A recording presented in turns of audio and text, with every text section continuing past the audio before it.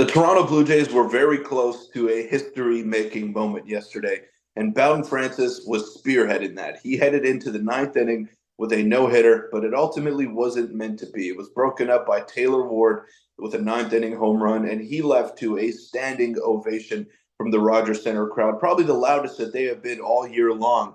And what he is doing in his past three starts is changing the approach that the Blue Jays might have to take this offseason. They've said that they want to be competitive. They've said that they want to try to improve all areas.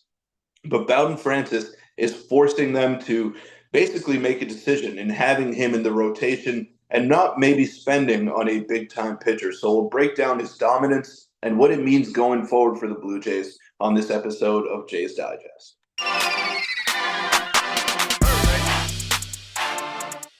What's up, Jays fans? I'm your host, Peter Vryonis, alongside host Nick Gosse. And Bowden Francis, what he did yesterday was probably the best Blue Jays game that I've seen in a while. And of course, I wasn't in the building for that one. I was in the building for the night before, but we still got some fireworks with the back-to-back home runs in the ninth inning by Joey Loperfido, who is playing really well, may I add, and Addison Barger as well, who hit that walk-off home run. Now, Nick, the Blue Jays, they're going to have a lot of work to do this offseason because, yes, they got a lot of prospects back, but I don't know if many of them are ready to make an immediate impact starting next season. And I'm talking about Charles McAdoo, Jake Bloss. Like, there's a lot of players that have really high ceilings, but maybe might not feature in 2025. So what do the Blue Jays have to do to be competitive? Well, they're going to have to spend a lot of money, and that's on the offensive side of things. That's on the bullpen front, as well as the starting rotation. At least we thought so until maybe a couple of weeks ago when Bowden Francis had back-to-back 7-inning outings. And then yesterday, it was the culmination. He went into the ninth inning with a no-hitter, 110 pitches. He gave it everything that he had. And unfortunately, it wasn't meant to be due to a Taylor Ward home run. But he's forcing the Blue Jays' hand, and he is showing that he can be a reliable option despite things not going his way at the start of the season. We all thought, okay, maybe it was just a flash in the pan. He was a low leverage guy in 2023. And then, it didn't really materialize into any success as a starter in 2024. But he's worked on some things. He's found his mojo, and he's looked the best he's ever looked in a Blue Jay uniform, in a major league uniform.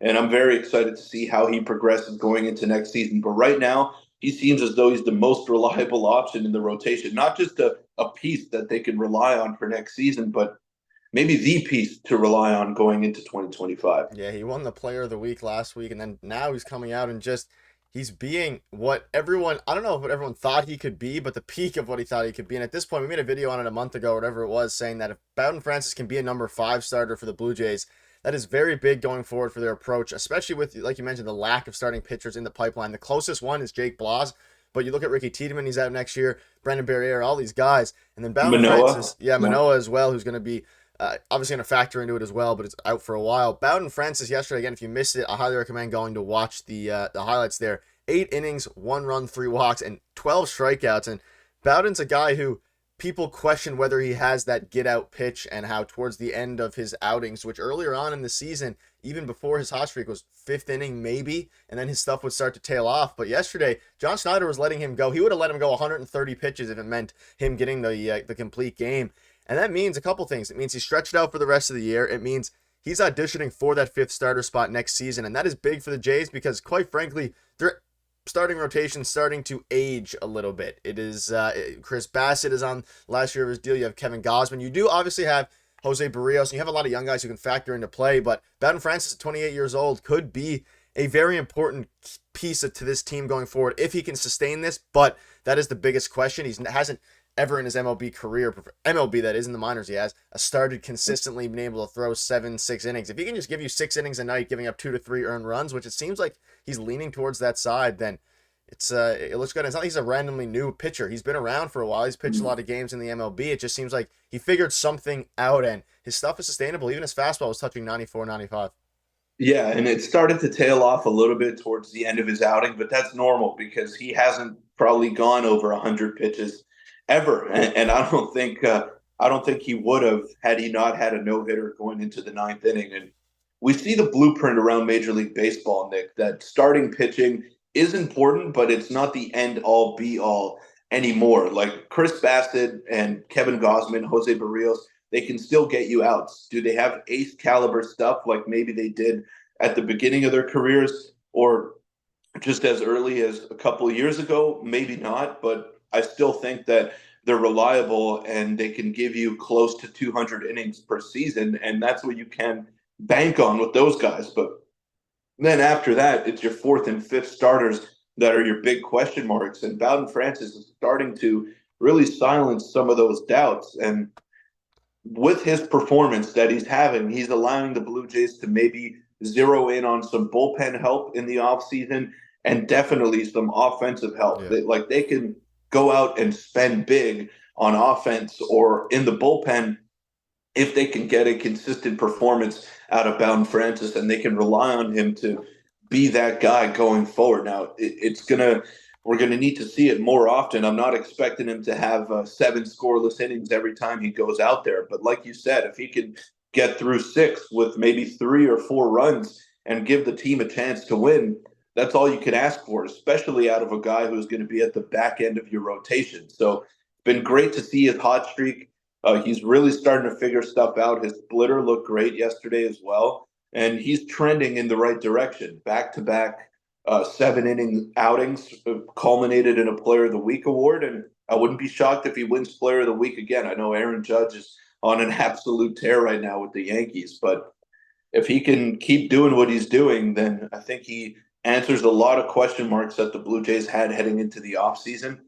And that bodes well for the rest of the team getting a major facelift heading into 2025. Yeah. Now, do I believe that they're going to be competitive and a World Series contender if they make minimal to no changes with just Bowden Francis being inserted? No, but it's definitely a good start. Yeah, and the whole MLB was looking at Bowden Francis. You had, for the first time in a while, the Jays were super relevant for a little bit there, which doesn't really matter, but it was interesting to see everybody on Twitter and gathering around. I think everyone wanted to see Bowden Francis get it, to be honest. And you can see here what he said from spring training. He wanted to be a starter, and it didn't work out at the beginning. And he's getting a chance now, and he's taking it and run with it.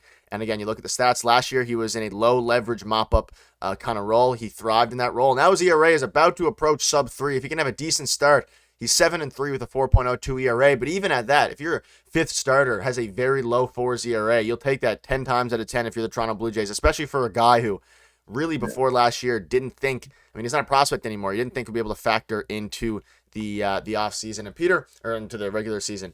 Just want to throw this out there before I wrap up. A bit of a funny stat here. The Jays have the best record in 2 months, for the past 2 months in the AL East. Now, granted, it's still only a couple games above 500, but it goes to show that who knows how different things would have been if the offense and they were playing the young guys from the start. But everyone's struggling in the AL East, and the Jays, if the season started June 25th, would be first. And that's, it's a culmination of many things. Obviously, the Jays are not the best. They're not even close. They're probably, right now, the worst team. They definitely are the worst team in the AL East, at least this season. But the point is, the young guys are playing decent ball. 500 ball for all the young players, especially because they sold all their assets, is good. And their hitting is starting to come along. So it gives some sort of a light for next season, whether they're trying to compete or continuing to retool. Any final thoughts?